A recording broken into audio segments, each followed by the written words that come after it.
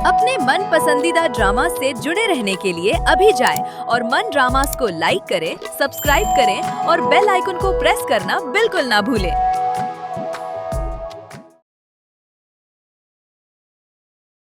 दर्द जलता रहा, हाँ, दर्द जलता रहा, हर खुशी अजनबी बुझ गई जिंदगी, दर्द जलता रहा, दर्द जलता रहा। अम्मा अम्मा मुझे पैसे दो, मुझे शेयर लेनी है। कहाँ से आए? मेरे पास पैसे नहीं है। अम्मा दो ना। मैंने कहा ना मेरे पास पैसे नहीं है, नहीं है। नहीं नहीं मुझे दो। अरे मैं इसे जूता लगाऊं।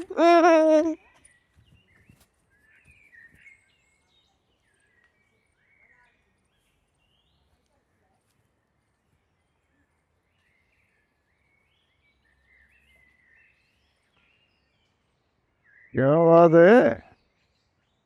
मुंह पे 12 बज रहे हैं, खैर तो है ना? तू मेरी बात सुन, तू देख लेना, 1 महीने के अंदर अंदर मैं मलुक की शादी करवाऊंगी। मुझे पता है, सब समझती हूँ, इस छोरे को माँ ने समझा के भेजा है। अब मैं इतनी गई गुजरी भी नहीं हूँ कि इसकी धमकियों में आ जाऊं। क्यों आऊं? बात सुन, हुस्ना ने कुछ कह दिया क्या? क्या कहेगी? बस बेचारी आंखें दिखा रही है मुझे। हाँ? असली रंग पे आ गई है। उफ, मुझे पता तो चले हुआ क्या है। तू छोड़ इन बातों को, सबको मैं देख लूंगी। तू एक काम कर, कल तू और मैं दोनों गुलाम रसूल के घर चलते हैं, उधारी मंगनी और शादी की बात पक्की करके आ जाते हैं। और हाँ, अगर वो मुकर गया तो पागल हुई है क्या? मुकर गया? क्यों मुकरेगा भाई? जब गुलाम रसूल ने हाँ कर दी है तो अब वो इनकार कैसे कर सकता है? बता। तुझे पता ही नहीं है ना किसी बात का? हाँ, कि हुआ क्या है? इस कमबख्त का भाई वो उसके पास गया था, बड़ी धमकी देकर आया है कि अगर तुमने रिश्ता किया तो तुम्हारा खैर नहीं है। दादागीर बना फिरता है। तुझे तो पता है ना खलील का, लोफर है छोरा, लोफर। अरे लोफरों के साथ तो उसकी यारी है। यारी बारी है तो क्या करेगा? क्या बिगाड़ लेगा हमारा? हमने भी कोई तुम्हारी तरह चूड़ियां पहन के थोड़ी रखे। मैं तुझे यकीन दिलाता हूँ, बल्कि यकीन दिलाता हूँ, रसूल अब इनकार नहीं कर सकता, नहीं कर सकता। हाँ, बस तुम गुस्से को छोड़ दो, कुछ न कुछ सोचते हैं, कुछ न कुछ करते हैं, ठीक है ना? देखना इसके हाँ पे मैं मूंग डरूंगी। देखना क्या मैं इसका अशद कर। कुछ न कुछ करते हैं, कुछ न कुछ सोचते हैं। पैर छोरा आता है, पैसे दे, पैसे दे, पैसे दे। हाँ, बैंक लगी हुई है हमारे पास है।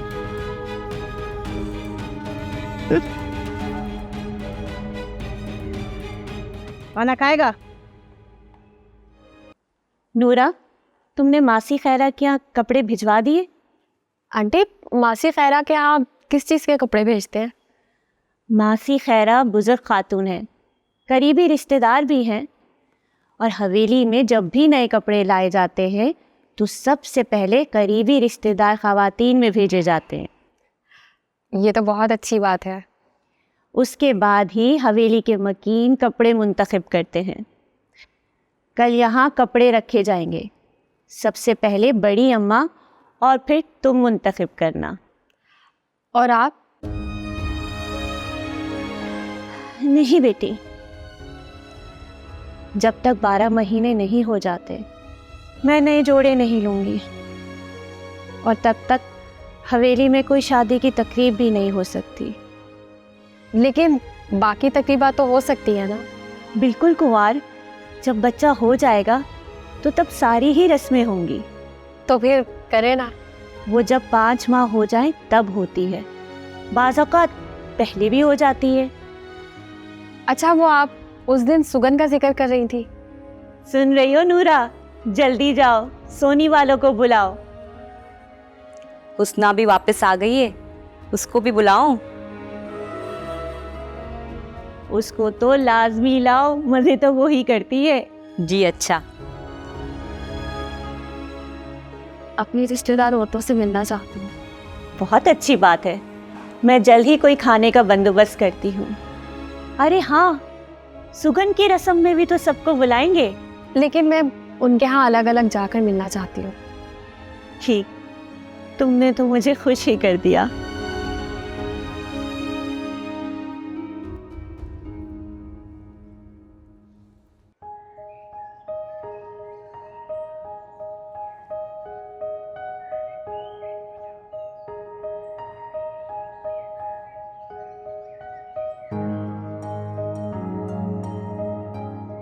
नूरा, सरकार, आपने मुझे सचमुच में डरा दिया। डरने की जरूरत नहीं, बात करनी है तुमसे। आपसे पहले उस बख्शन खान के इतने खतरे मोल लिए हैं कि अब तो खतरे भी मुझसे डरते हैं, अपना रास्ता बदल लेते हैं। बात भी रास्ता बदलने की है।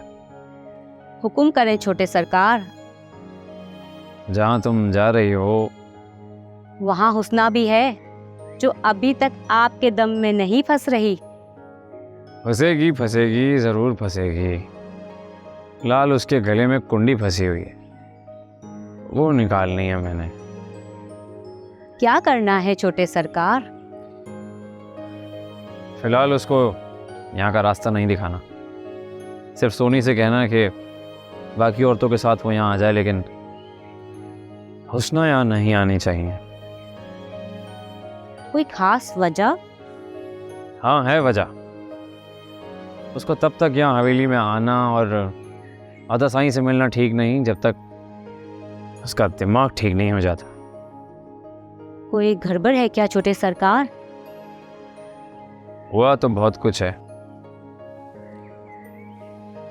लेकिन फिलहाल उसे हवेली से दूर रखना। समझे, काम हो गया। ठीक है, तुम जाओ।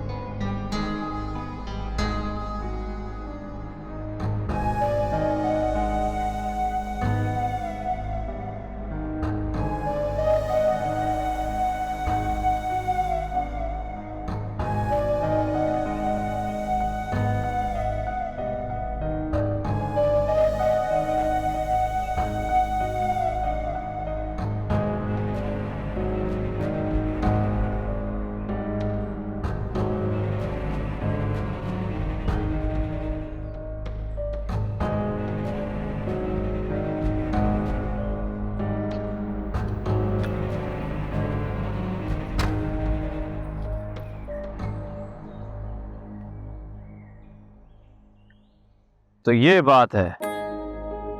मैं भी सोचूं इस 1 एकड़ जमीन के पीछे क्या खूबसूरत वजह पोशीदा है।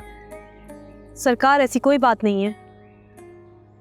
झूठ नहीं बोलो हुस्ना, मैंने तुम्हें और अदा साईं को बातें करते हुए सुना है, रोमांटिक भी और हमदर्दी वाली भी। आप बात को गलत रंग दे रहे हैं। हाँ, और वो तुम्हारा हाथ पकड़ के सही फरमा रहा था बिल्कुल।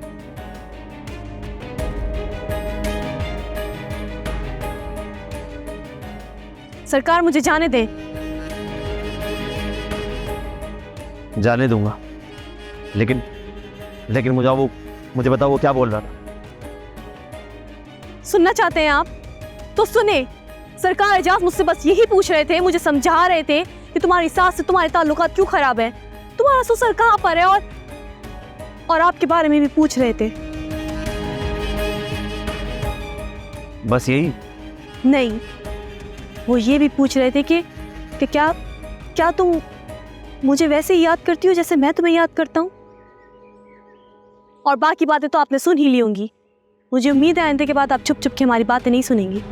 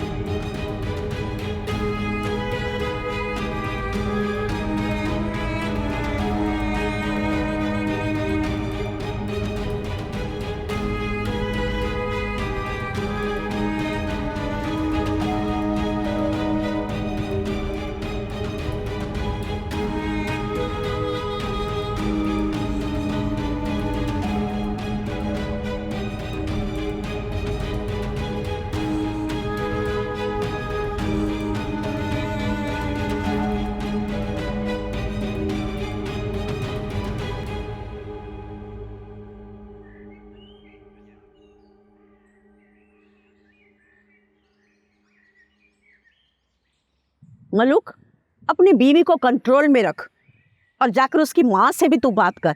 उसे कहे अपने बेटे को समझाए, हमारे मामलात के बीच में मत आए। अरे अम्मा, अगर हम मौका ही ना दें तो उनकी मजाल है हमारे मामलात में बोले। देखो, ये फैसला हमारे घर का है, मेरा तो नहीं है ना। तुम लोग मेरी बात सुनो।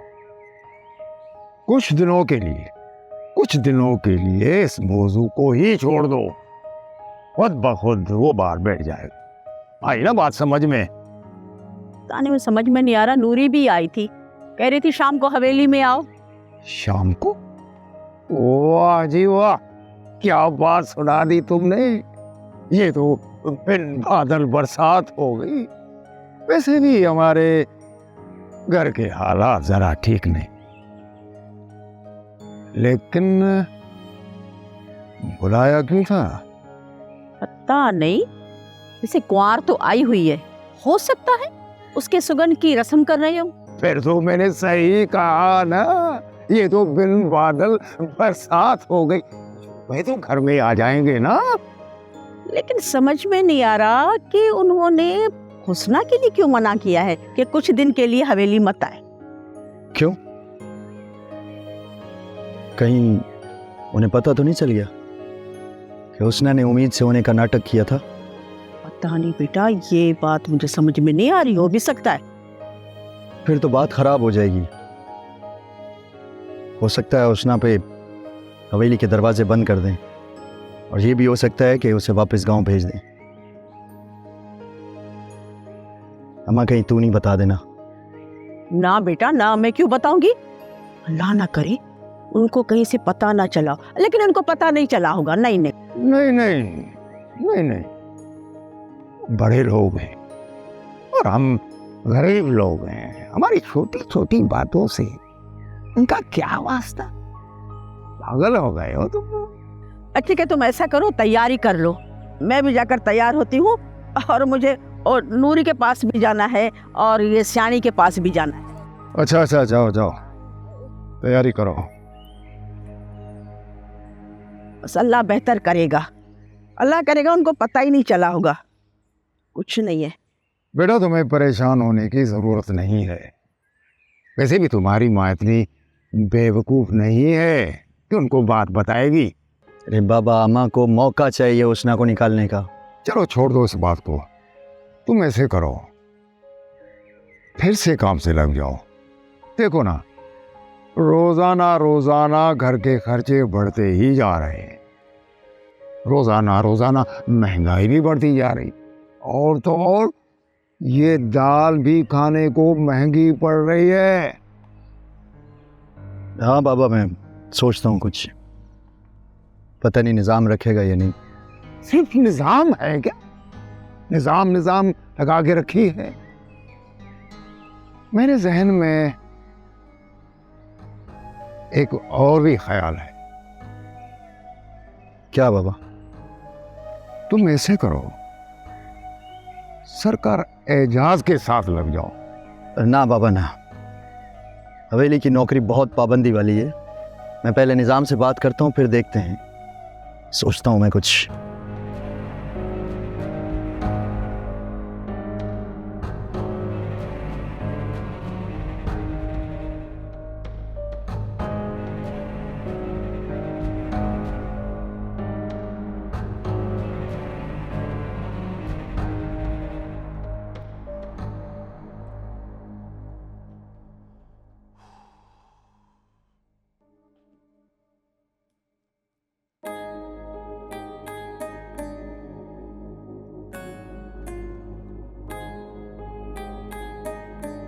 तुम कब आए? Just now. अच्छा हुआ तुम आ गए। कल मैं आंटी के रिश्तेदारों के पास जा रही हूँ और प्लीज़ मेरी हेल्प करो, बताओ कौन सा ड्रेस पहनूं। वैसे तो आप जो भी पहनेंगी आपको सूट ही करेगा। प्लीज़ ना, बताओ ना इनमें से कोई। सुमेरा, मुझे इस बात की बेइंतहा खुशी है कि तुमने घर के मामलात में इन्वॉल्व होना शुरू कर दिया। प्लीज़ मेरी हेल्प करो। और तुम तो अच्छी तरह जानते हो कि गांव में मैं कौन से कपड़े पहनूं जिससे शो बढ़े। हाँ, नहीं ये नहीं, ये पार्टी ड्रेस है। आई थिंक ये, हाँ दिस वन, ये बेहतर है।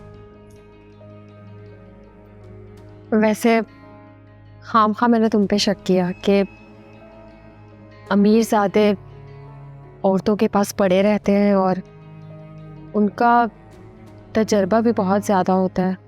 अच्छा, ऐसी सूरत हाल की पता होते हुए भी तुमने मुझे अपना सरताज बनाया। भाई आप तो सलाम के काबिल हैं। और नहीं तो। वैसे मैंने ये सोचा था कि हम शहर के बाहर डिनर पे चलेंगे। अब बाहर डिनर्स को छोड़ो, मुझे यहाँ गांव की दावतें उड़ानी है। थोड़ी एहतियात करना। नसीहती प्रोग्राम छोड़ो और कपड़े रखने में मेरी मदद करो। जो हुक्म मेरे आका। ला दो मुझे, मैं अभी इसको कपड़ में कर देता। सही है? ओके।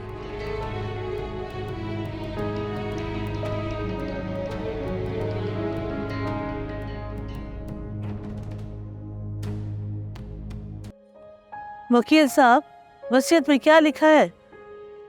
बड़ी बेगम साहबा, वसीयत 7 सफ़ात पर मुश्तमिल है। 4 सफ़ात पर इन्होंने अपनी बेगम और बेटियों के मुतालिक अपने जज्बात का इजहार करते हुए साथ रहने की तलकीन की है। वकील साहब ऐसा करें, उसकी फोटो स्टेट सबको दे दे। आप तो वलीयत के बारे बताइए। जी अच्छा, मिल्कियत की तफसील कुछ इस तरह से है। टोटल ज़मीन 3000 डेरा जरेब कबूली है। 1100 एकड़ गैर कबूली है जो कि रेतीले इलाके में है। 1100 एकड़? ये कौन से इलाके में है? सहराई इलाका है। अच्छा अच्छा ठीक है, आगे चलो, आगे बताओ। गांव में 13 दुकानें हैं। सक्कर में 2 बैंगलो, 1 फ्लैट और 6 दुकानें। कराची में 1 बंगला और 1 फ्लैट है।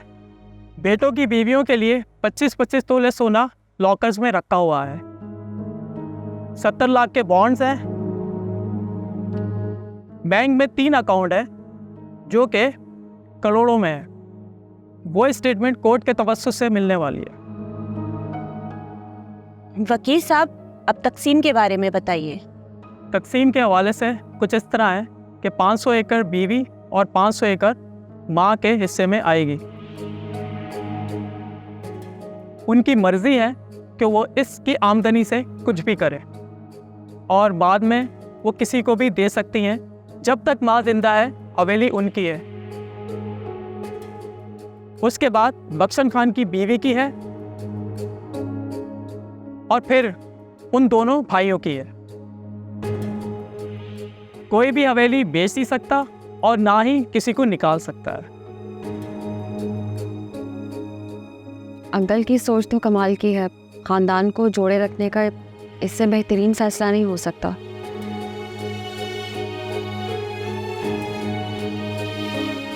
दादी और माँ के बाद भाई आपस में फैसला करेंगे कि हवेली का क्या करना है। इन्होंने वसीयत में लिखवाया है, इन्हें यकीन है कि जब तक भाई आपस में समझदार और बुद्धबार हो चुके होंगे